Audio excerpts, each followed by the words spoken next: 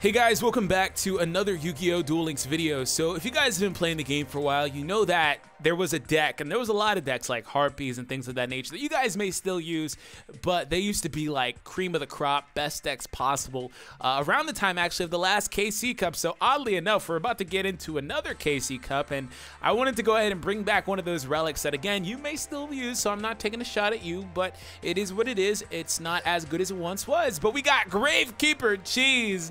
So that doesn't sound right because the Gravekeepers shouldn't have cheese. Maybe they live off of cheese and crackers and water. I don't know.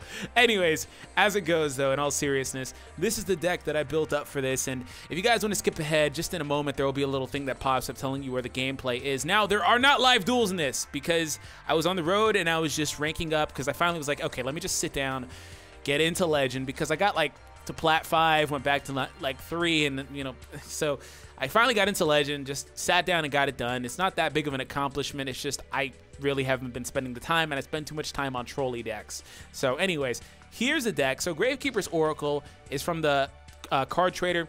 It's a really cool card. You could tribute 3 monsters or 1 Gravekeeper monster, so you don't have to do 3. You can just tribute 1 Gravekeeper monster, and then he lets you pop one of these effects or multiple of them. So you can either use this one, which you probably never will use, where he gains 100 attack and defense. I know 100 attack, excuse me, equal to the combined levels of the monsters that you tributed. So that one's actually pretty good, I guess, if you're actually doing the full 3 tribute and you have like a, you know, a bunch of 4 stars or whatever. He's gonna get like a nice chunk of attack from that, but you never really use it because he's designed to destroy all set monsters your opponent controls, or also debuff everything that they have by 2000. So when you get that effect off, you pretty much should win.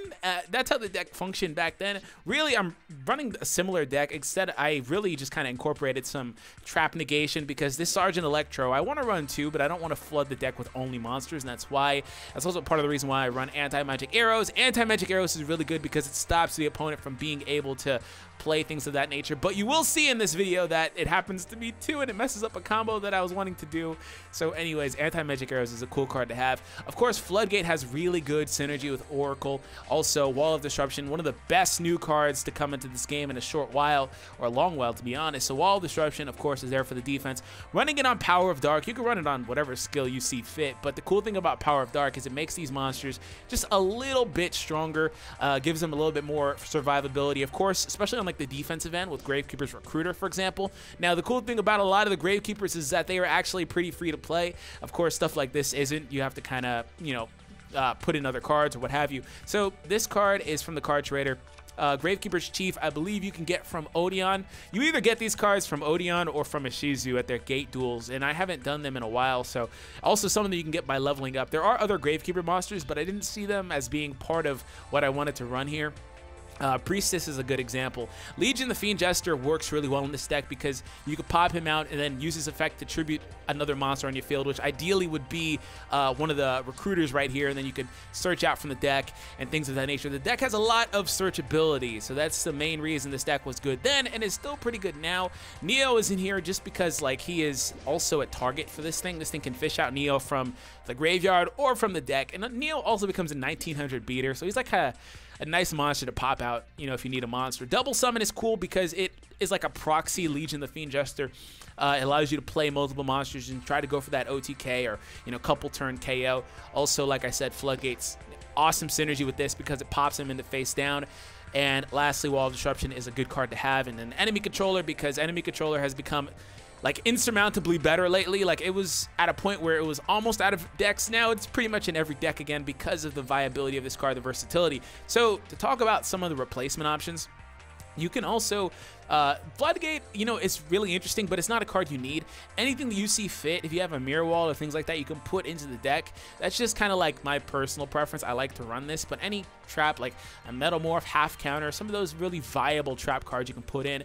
Same thing for Wall of Disruption. It's an awesome card to have, but again, you can sub it out for something like half counter, mirror wall, things of that nature, Metamorph, some of these cards that allow you to get over monsters. Enemy controller, You can swap it out for Super Rush or Super Rush Headlong or something like a Sphere Karibo if you have those.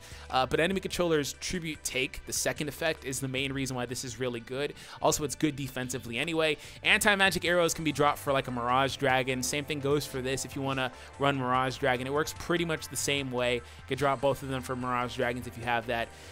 This can be dropped for Blue Dragon Summoner, but it's nowhere near as good. Honestly, I'd say that you probably really want this because of its effect. So it's been 5 minutes. Thank you guys for sticking through that if you did. If you didn't decide to skip, let's go ahead and check out some of the replays I have to show you guys here. We'll get through them relatively quickly. Now, this one is a shorter one. It's pretty much hinged upon like the fact that Sergeant Electro, every now and then whenever you draw into Sergeant Electro and you get that Sergeant Electro lock on the back row, you pretty much win, especially if you can couple that with Oracle's ability to destroy their monsters. And I come up against, in probably the last replay of this, I come up against one of those mill decks, the ones that's like, hey, a fate plan this, you can't attack face down monsters, things of that nature, and it completely decimated that deck. And it was like, wow, he just surrendered in like 3 turns. So, life point boost. These are some of my duels on the way up to Legend. This was probably like a Plat 3 duel here or something like that. So, anyways, I draw into a really good hand. You just really want Gravekeeper Recruiter in turn 1 hand, or, you know, other cards like that. But you mainly want Gravekeeper Recruiter, Black Pendant popping in on the Voice Raider, but this isn't a big deal because Wall of Disruption is an awesome card. We're going to draw an enemy controller. Yep, enemy controller.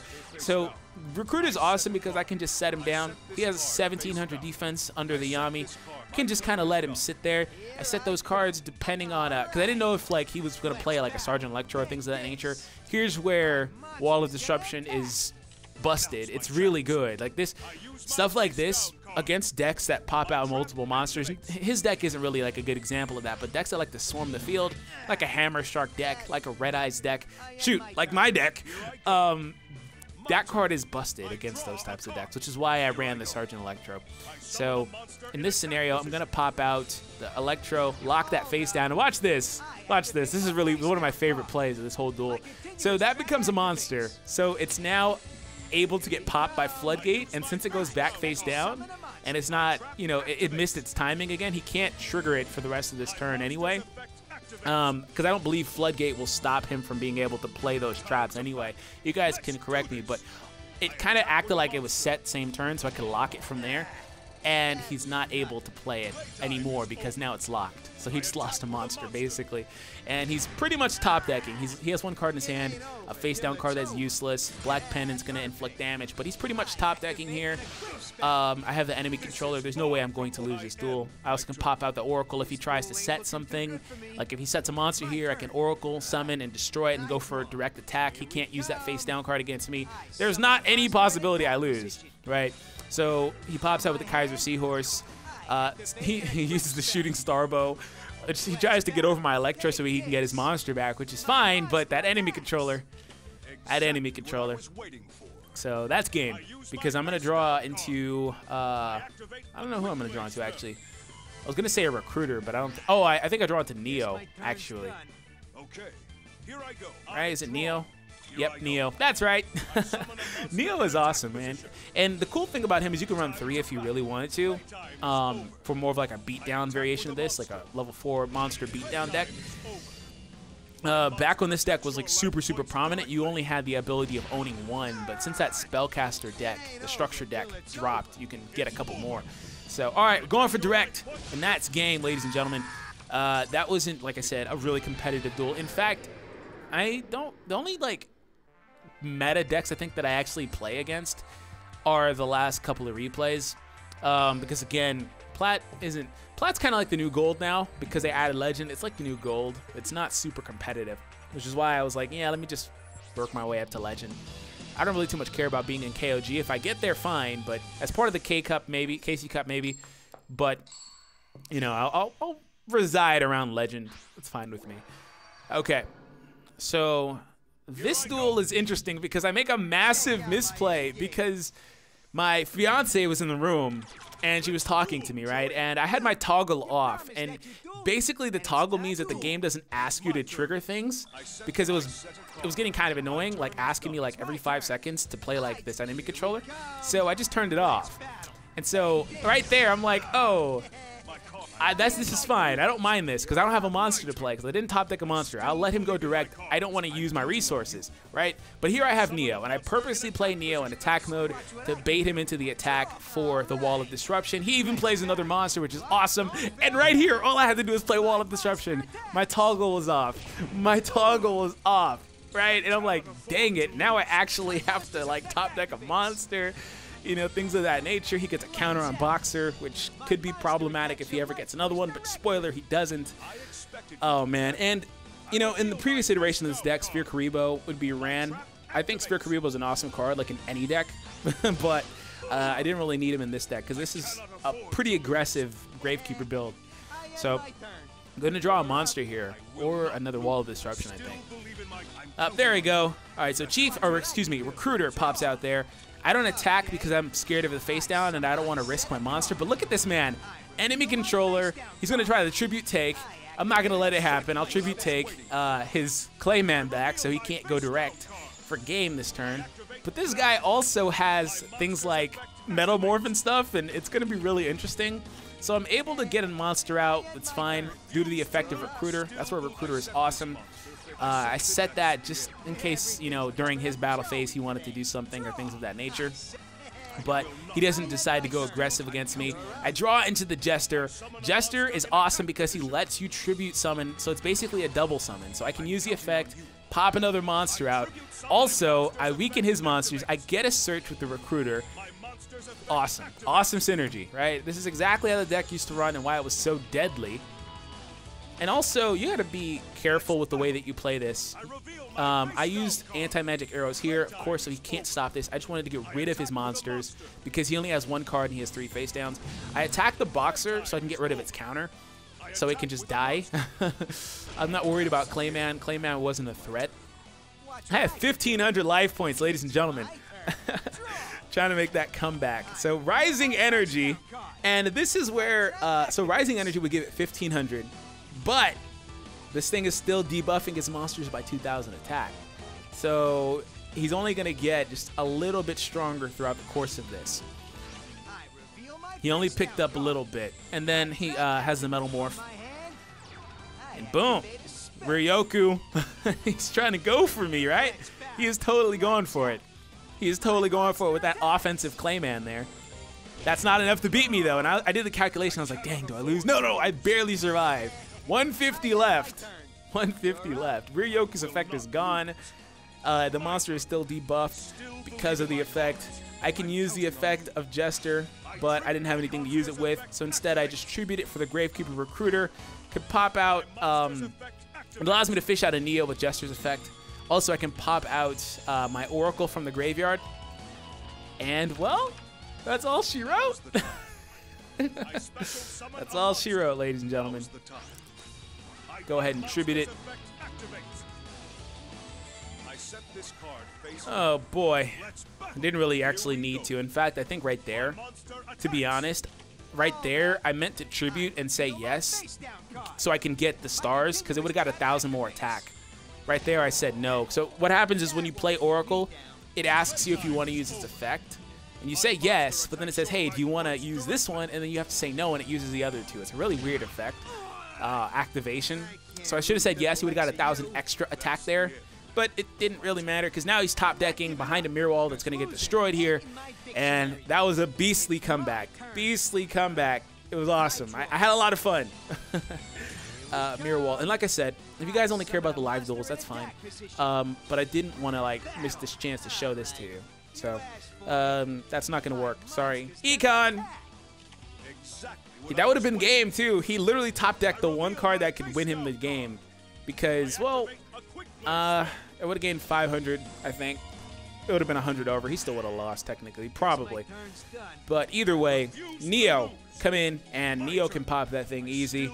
So we go for game here. And that's it. That's it. Get the double summon. Double summon sucks if you draw it late game like that. And you don't have like 2 monsters in your hand, which is why I almost want to drop it, but it's really good for turn 1 plays or turn 2 plays, whichever you go. Even it's like turn 3 or 4, right? Really good for second turn plays. So, all right, let's go.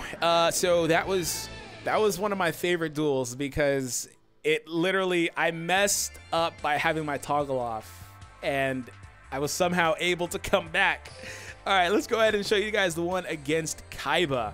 So, I also really like the new region setting that's on the ranked duels. That it's like, hey, so you can see where these people are at, and you know they have the ranks based on region.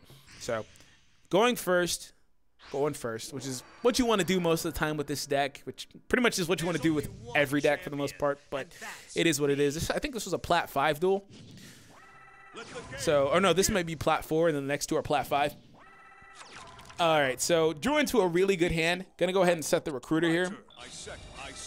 Jester, you can set Jester, but you really want to save Jester for when you have a Gravekeeper in your hand, which if you draw into Recruiter and Jester, he can destroy them. Now, unfortunately, his monster isn't strong enough to pop this thing, so I can't really get into the combo the way that I wanted to, so I have to kind of play a little bit differently. So instead, I'm just going to avoid using the other two and play Neo here, because I don't want to use these two as resources yet. And I wanted to kind of force him to play his face-down cards. Of course, he has Draining Shield. Not a very common card. It's a very good card, but it's not very common. I'm not sure exactly why. Probably because Wall of Disruption and Mirror Wall are just better.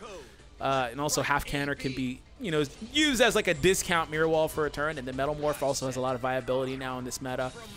So that's probably why. And I run into a second person running Ryoku. I'm like, what is with this Ryoku lately? It's a really good card, but it's not meta anymore. So anyways, don't blink, my monster attacks. But of course, that wall pops in. I'm not sure why he econ changed my monster to attack position, not to attack it. That was probably the weirdest part of this duel. So I can go ahead and play Jester here. Jester allows me to fish out and special summon, excuse me, the Neo here. Or not Neo, excuse me, Oracle. I had Neo on the brain, which is why I said fish out. But Recruiter does allow me to fish out, and I'm probably going to grab a Chief. At this point, I tend to grab Chief. Yep, Chief popped in. And like I said, you can run Priestess.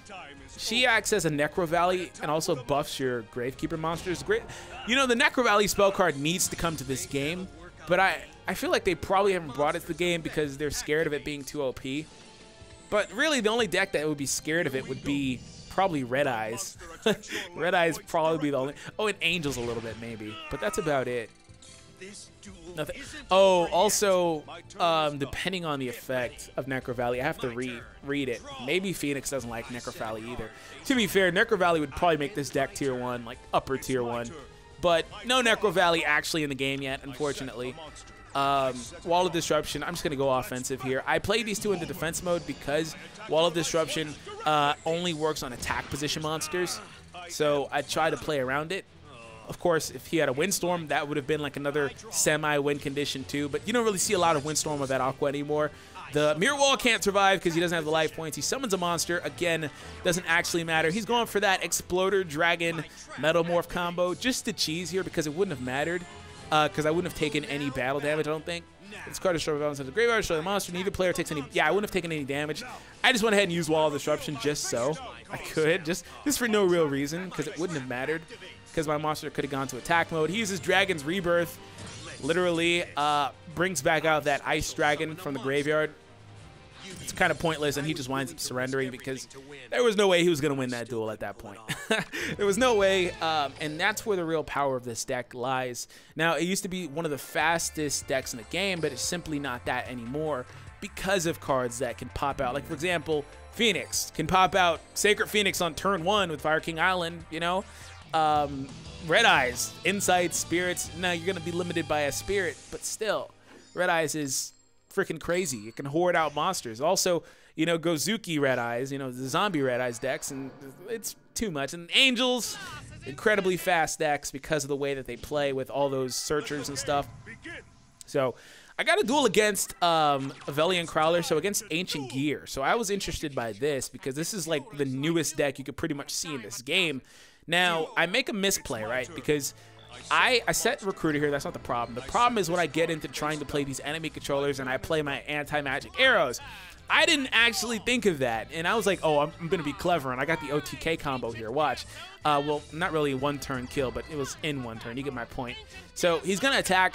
Again, this is another monster that's not strong enough to get over the Recruiter, which is why I like the Yami field spell for this deck, Power of Dark. because it just adds a little bit of oomph to the monsters, and they can get over things or defend themselves well. So now he knows what kind of deck I'm playing. Doesn't actually matter to me. I set the Floodgate. Floodgate is a hard counter to this deck, so I didn't actually mind doing that. So I'm going to try to play aggressive here and lower his attack by 2,000.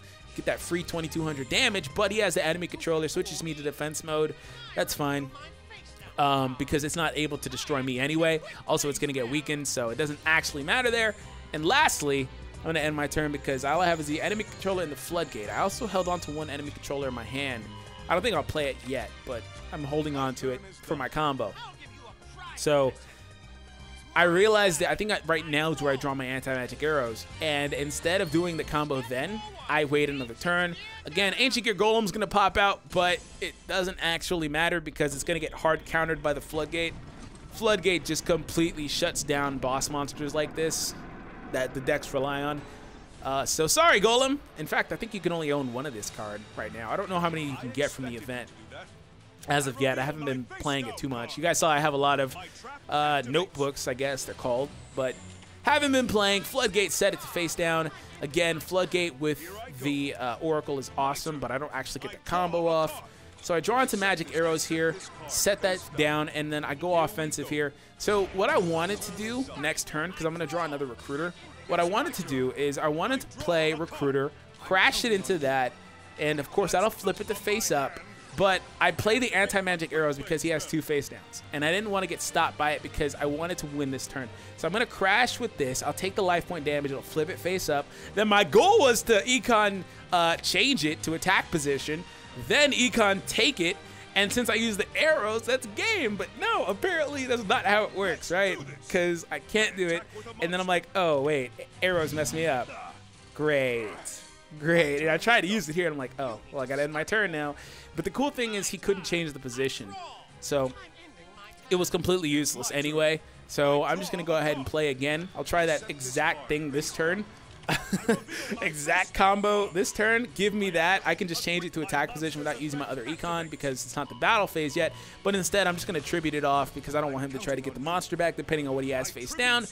And that is going to do it for him because got rid of that boss monster. Again, play it to defense mode so you can play around Wall of Disruption if you have situations like this, especially when you have a distinct advantage like this. There's not much of a way for these guys to come back. And Wall of Disruption would have helped, but it wouldn't have killed me. So, anyway. Well, it couldn't have killed me, but you get my point. It wouldn't have reduced all their attack to 0, literally. If everything's in attack mode, they're all going to 0. And that's wide open. So, last replay is against Joey. This was actually my Plat 5 to Legend rank-up duel. And this is the one against the Mill deck that I was talking about. We have the Mill deck popping in, and this is one of those where it's like Warm Worm, Shadow Scout, I think is the name of the card, Faint Plan, Assault on GHQ, that deck that just runs your whole deck wild while you can't attack. Sometimes they have Sphere Karibos now. I don't think he ran it optimally because, for example, he has 23 cards in his deck. Maybe he was concerned. Also, he's running life point boost, so maybe this guy was concerned about, you know, potentially losing before he could do what he wanted to do. But it's funny because he's going to play monsters, and then I'll actually get to use the effect to destroy his stuff. All right, so he sets the card face down, and I'm going to draw Electro soon. Right here, next turn actually, I think, because you don't really draw Electro that often, but when you do, it's a really good win condition, especially if you can draw before, like, you try to go for game. But again, I haven't really come up against, as you see here, I haven't come up against the uber top tier decks, you know, Psychics, Tunes. I didn't come up against those decks. I don't think this deck can measure up against them and win most of the time, but they may be able to win half the time. This deck may be able to win against those decks about half the time. At the very least, a third of the time. It's not going to get completely decimated every round. I guess against Angels it will, because Angels is it's too current of a deck, like too actual, like real life card game current. So gonna pop those face downs. I can't attack them. I can't attack face downs, but like, you have no face downs, bro. So direct attack, going for it. And unless you have a Karibo, you can't protect yourself. It also hung on for a second. Made me think he had a Karibo. It's possible that he does. I don't recall right now. But again, that life point boost that he had got him up to 2,800 remaining now, as opposed to the 1,800 he would have ordinarily had. And he's going to play that face down. I think that's another feint plan that he's setting here. I think I'm going to draw Electro as well now. So Electro is going to come in and just lock it down. Not really much of a way to play around that if Electro locks you like that, especially when you're playing defensively already. And so he pops that, so I know exactly what to target. I legit know exactly what to target. I don't know if that was a good idea, but it is what it is. The face down card got targeted, but I can't attack anyway, so he's going to play another card face down here, I think. And Electro's already locked one. So, oh, Cup of Ace. It's going to give it to me. I'm going to draw the 2 cards, which is what he wanted. That's what that deck really wants anyway. But, like, it doesn't help him because in that scenario, he wanted the draw because he needed to get something. So that card's already locked. It's done. There's no way he's going to win this duel at this point. So, of course, I play the Recruiter just to go for that direct damage and gain 3,000 points from the other 2 monsters. But instead, this guy has a freaking Wing Karibo. I was like, Wing Karibo is freaking cancer for that. Oh, my God. This guy think he is. Think he's Jaden? Think he's Judai? That Wing Karibo, and he just surrendered because he must have drawn garbage. And when you get a scenario like this where you just get overpowered early, there's not a way to play around it. And that's why some of these new decks are really good, or these top tier decks, because they just flood out against you. So anyways, like I said, this deck is largely free to play in nature. Not really my build, but in nature, because of course mine has a lot of URs. Other cards you can run in the deck if you really wanted to. I should have talked about it sooner. Would be things like Soul Exchange. Soul Exchange was one of the staples of this deck around the time that it was really relevant, but I dropped it because it's too slow. The ability not to attack for a turn is not good. It's too slow. Although you can get rid of their monster anyway because you're tributing it, but it's not good because it's slow, in my opinion. But feel free to run it if you want to. Also can run a second double summon if you truly need to. That was another thing that the deck originally did. So anyways, hope you guys enjoyed going through these replays with me. I didn't realize it would amount to being about 30 minutes. But it's cool because I haven't been dropping a lot of videos lately. Anyway, been really busy working. So have an awesome day. Thank you guys for the support, and good luck with the Crowler event and any other new events that are dropping soon. Have an awesome day. I'll speak to you guys later. Peace.